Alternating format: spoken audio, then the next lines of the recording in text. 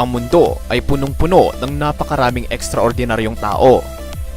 Ang lahat ay mayroong iba't ibang unique na karakteristik at kailanman ay hindi maihalin tulad sa iba. Ngayon, matutunghayan mo ang aming 10 napiling bata dahil stand out ang kanilang unusual features. Stay tuned para malaman ang buong detalye.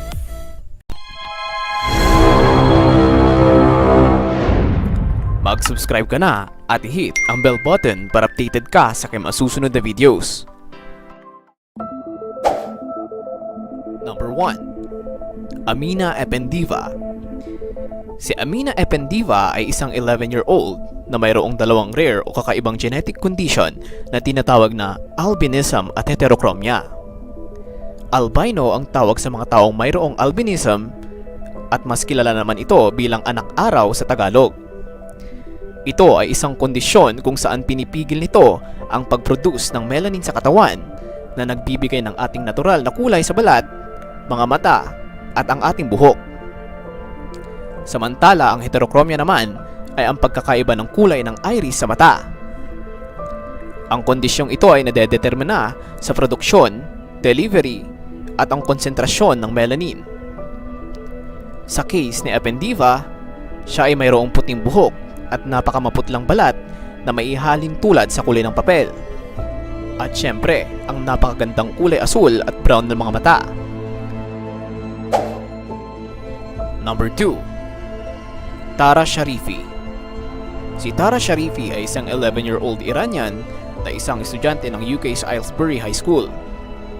Gumawa ng ingay ang kanyang pangalan dahil siya na ngayon ang bagong mukha ng pinakamatalinong tao sa buong mundo dahil nalampasan niya lang naman ang intelligence quotient o IQ ni Albert Einstein na may bilang na 160. Siya ay nakakuha ng pinakamataas na marka sa Cattell B test ng Mensa Supervised Test. Nakakuha siya ng kamanghamanghang 162 sa IQ test na ito. Kung ikukumpara, mas mataas lamang ng 2 puntos ang IQ ni Tara Sharifi kay Einstein. Subalit ayon sa aking research, walang ebidensyang nagpapatunay na kumuha ng IQ test si Albert Einstein. Ngunit ang 162 IQ score ni Tara Sharifi ay totoo dahil ang Mensa mismo ang nagkumpirma rito. Still, napakatalino pa rin ng bata dahil ayon sa pag-aaral, ang normal na range ng IQ ng mga tao ay naglalaro lamang sa 90 hanggang 110. Number 3. Charlotte Garside. Charlotte Garside ay halos mas maliit pa kaysa sa kanyang mga laruan. Nang siya ay pinanganak, mayroon lamang siyang timbang na 500 grams at may 25 centimeters na height. Ang sinabi ng mga doktor sa kanyang mga magulang ay mayroon siyang napaka-rare na sakit na tinatawag na primordial dwarfism. Ang primordial dwarfism ay isang grupo ng disorders na kung saan ang paglaki ng isang tao ay na-delay habang nasa earliest stage pa ng development o habang nasa sinapupunan o womb pa lamang ito. Ayon sa mga doktor, si Charlotte ay maaari lamang mabuhay ng 1 hanggang 2 taon. Subalit nagkamali ang mga doktor dahil ang bata ay nag-celebrate pa ng kanyang ika-7 birthday. Ayon sa report, siya ay kasalukuyan ng mayroong timbang na 9 pounds at ginagawa niya ang lahat ng kanyang makakaya para pumunta sa regular school. Number 4. Muin Bakunev. Si Muin Bakunev ay masabi mong biniyayaan ng sobra-sobrang eyelashes o pilik mata dahil may sukat lang naman itong 5 cm o katumbas na ng halos 2 inches at sumasayad na ito sa kanyang mga pisngi sa sobrang haba. Maraming mga babae ang siguradong kaiinggita ng mahabang pilik mata ng batang ito dahil sabi ng iba, mas nakakadagdag sa pagiging attractive ng isang tao ang pagkakaroon ng mahabang eyelashes. Ayon sa bata nang siya ay in-interview, siya raw ay namumuhay ng normal kagaya ng ibang bata. Dagdag pa niya, komportable raw siya kahit na masyadong mahaba ang mga pilik mata. Siya rin ang naitalang mayroong pinakamahabang lashes sa Russian Book of Records. Number 5. Mia Aflalaw Shunem. Sa edad na 6 ay mayroon na itong Instagram account at kasalukuyang may 17 posts at 131,000 followers. Siya ay nakatira sa bansang Israel at talaga nga namang mapapansin mo ang kanyang napakaganda at napakakapal na buhok kahit na nasa murang edad pa lamang ito. Maraming tao ang nagsabi na isa lamang itong peke o wig, pero dyan sila nagkakamali dahil ang kanyang buhok ay natural na tumubo sa kanyang scalp. Naging instant famous ang batang ito dahil sa kakaibang karakteristik ng kanyang malagong buhok. Number 6.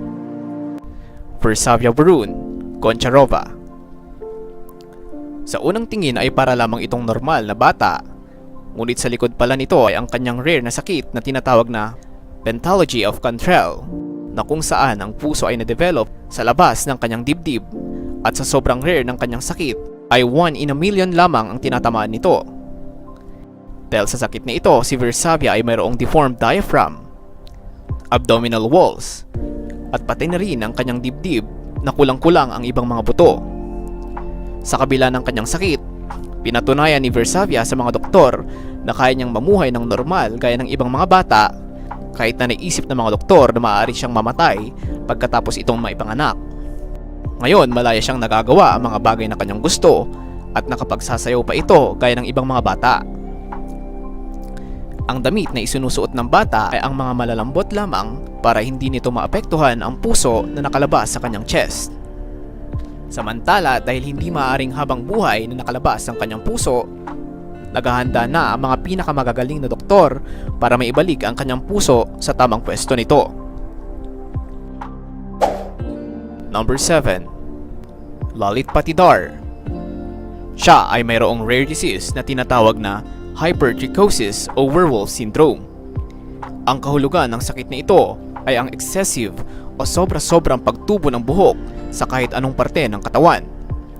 Ang sakit din na ito ay walang kinalaman sa age at kasarian ng isang tao. Si Lalit ay pinanganak nang mayroon ng sakit na ito. Ayon sa report, wala pang gamot ang hypertrichosis.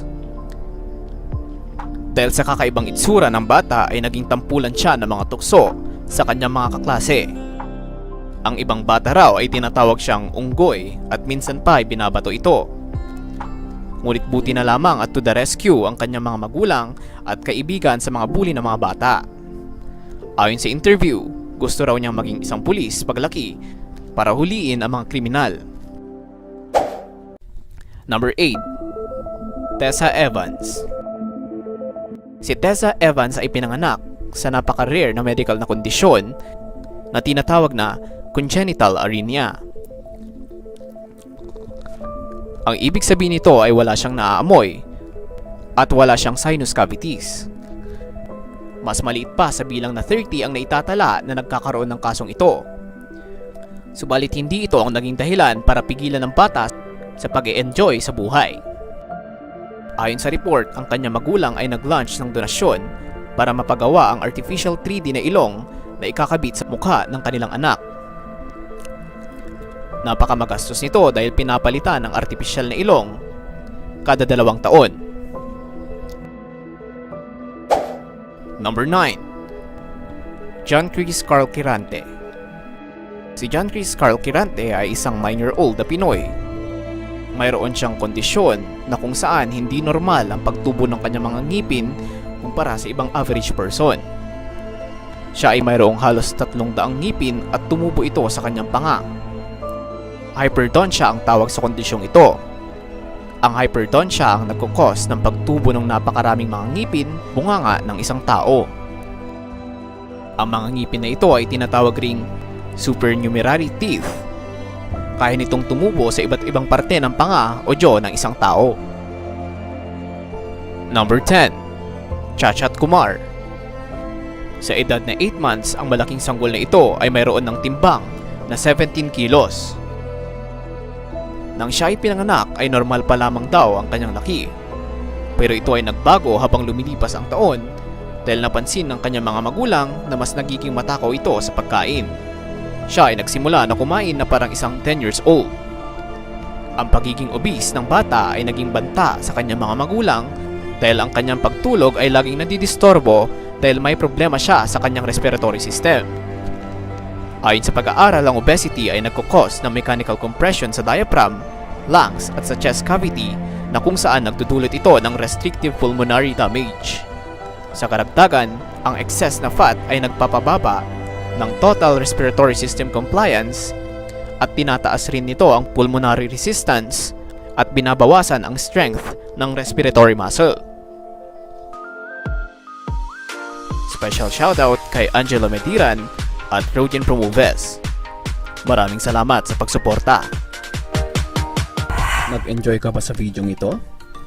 Please huwag mong kakalimutan mag-subscribe at i-hit ang bell button para ma-update ka sa tuwing ako ay mag-upload ng new video. Maraming salamat.